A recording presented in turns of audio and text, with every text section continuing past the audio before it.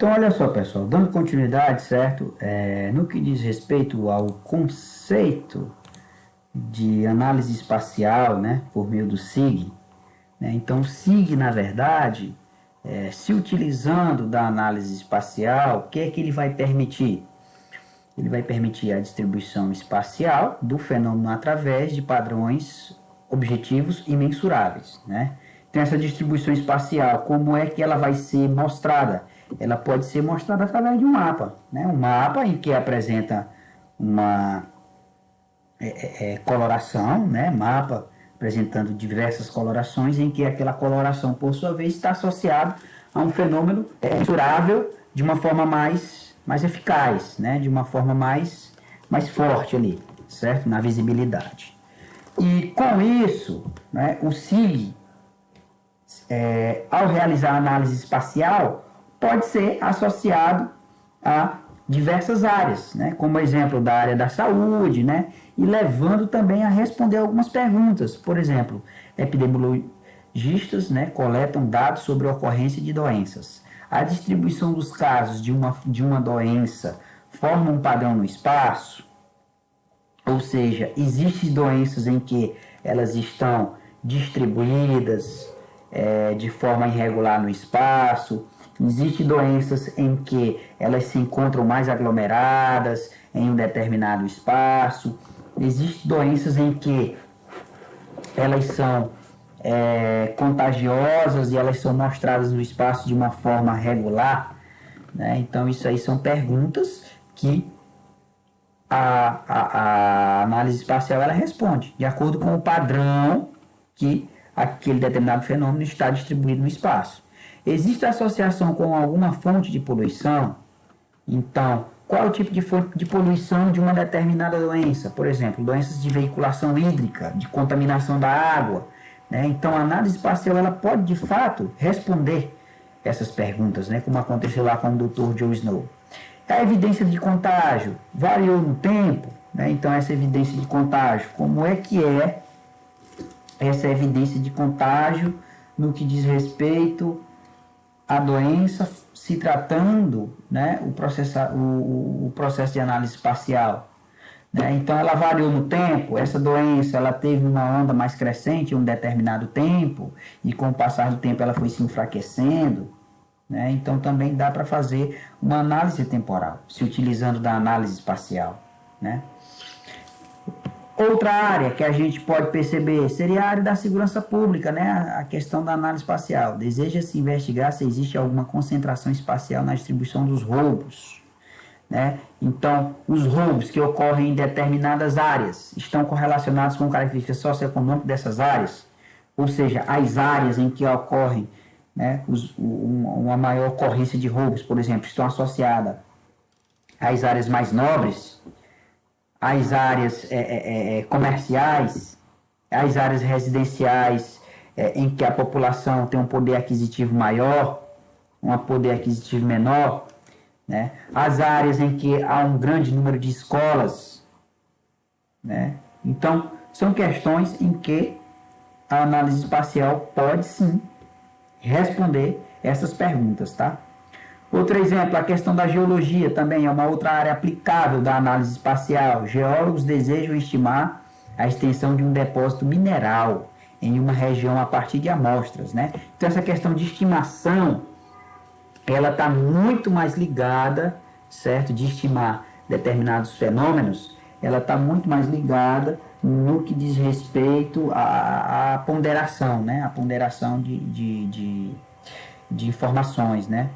No caso, a gente tem algumas ferramentas no que se utiliza, alguns processos de análise espacial, na verdade, que se utiliza dessa ponderação, né? Dessa estimação de valores, de dados, né? Então, no caso, pode-se usar essas amostras para estimar a distribuição do mineral na região? Pode. O IDW é uma delas, né? Que é o índice que, no caso, ele vai fazer a estimação de determinados pontos, considerando a ponderação da distância entre dois pontos, né? Então, no que diz respeito a esse tipo de análise espacial.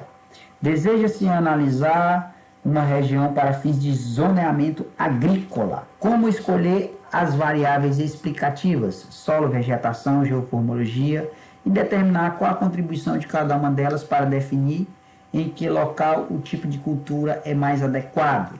Né? Então, no caso, aqui a gente já pode trabalhar um pouquinho, né, misturando aí, fazendo uma mistura de diversas áreas, como exemplo da área de solo, vegetação, geomorfologia, né, e ao mesmo tempo, a partir dessa mistura, né, dessa relação de dados de diversas fontes, pode-se sim ter, né, aí uma possível contribuição para qual tipo de cultura é mais adequada a um determinado local.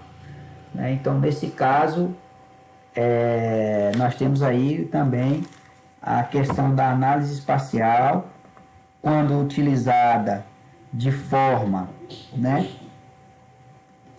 de forma híbrida, ou seja, uma forma com outras áreas, né, a gente consegue também chegar a um denominador comum, tá?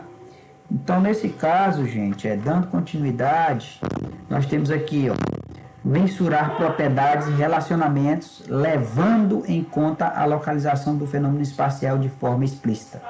Né? Então, no caso, a análise espacial ela tem esse conceito de mensurar propriedades e relacionamentos, levando em conta a localização do fenômeno espacial de forma explícita. Então, no caso, ó, o fenômeno espacial de forma explícita vai ser a representação dele através de um mapa, de uma carta, de um croquis, de uma imagem de satélite, tá?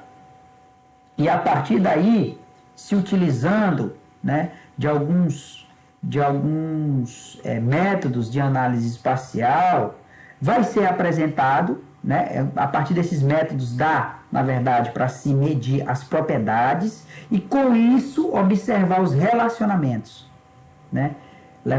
Observar os relacionamentos levando em conta a localização do fenômeno espacial de forma explícita, né? Então, nesse caso, nós temos aqui um mapa em que ele mostra alguns pontos, né, de coleta de temperatura, e a partir desses pontos de coleta, dessas estações de mensuração de temperatura, ele conseguiu estimar como as temperaturas vizinhas com base, né, nessas propriedades, que no caso é a temperatura dessas estações. Né? Então ele conseguiu aqui mensurar, né, evidenciando que essa área, partindo das temperaturas registradas nessas estações, apresenta uma temperatura mais quente e já nessa região apresenta uma temperatura mais amena. Né? Então foi estimado aqui esses valores com base em alguma técnica de análise espacial. Né? Essa técnica é muito semelhante à técnica do IDW, né? Que seria a processo de análise espacial, né, pela mensuração do inverso da distância, certo? Então, conceitos básicos de análise espacial, tem a questão da dependência espacial, né, que temos aquela premissa básica, todas as coisas são parecidas, mas coisas mais próximas se parecem mais que as mais afastadas, né? Então, no caso, é a questão da distância física. Por exemplo, se aqui tivermos, certo? Se aqui tivermos uma ocorrência de uma determinada doença, a possibilidade,